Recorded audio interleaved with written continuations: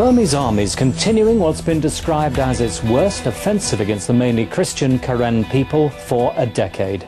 According to Christian Solidarity Worldwide, the military is driving the Karen people across the border, raping and murdering women and pressing thousands into forced labor. Since 1996, the military has destroyed more than 3,000 villages and driven more than 1 million people from their homes, says CSW.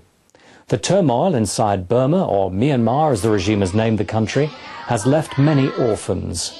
Children are often taken in by Christian pastors, but instead of offering support for these orphanages, the military dictatorship sometimes just closes them down. That's what happened to Pastor Stephen. The demolition order left 40 children living in a tent in the ruins of their former home. Pastor Stephen was forced to pull his orphanage down. He did so carefully, piece by piece, in the hope that one day they might allow him to rebuild it, that his work might be resurrected. But first, he held a funeral service for the building. The time that we dismantled the building, it was like the funeral service, because since our children, since we have no shelter to stay for our children, it was like the funeral service. We invited some of the pastors and have a small service, and they pray for us, and then we just begin to dismantle the building. And it took about 7 days to dismantle the buildings. In our land, even if we have different kinds of hardship and sufferings, the Lord has been so good to us that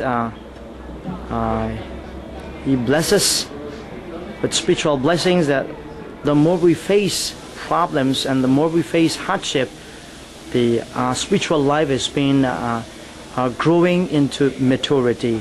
There's a hardship and problem make us to be perfect in the lives of our ministry. The Lord has been so gracious to my lives and to the life of the orphanage, and that the Lord did not keep us starving, and we have just food to eat. And even if we have dismantled the building, we just have a tent to dwell in and a place to rest upon. So we thank the Lord for whatever He has been providing in the life of the children. Even if I have been facing problems and hardship in the Lord ministry, I'm not discouraged, because I know that the Lord knows all things. The Lord knows the best, and He knows when to provide and when to meet all our needs. And I'm not discouraged.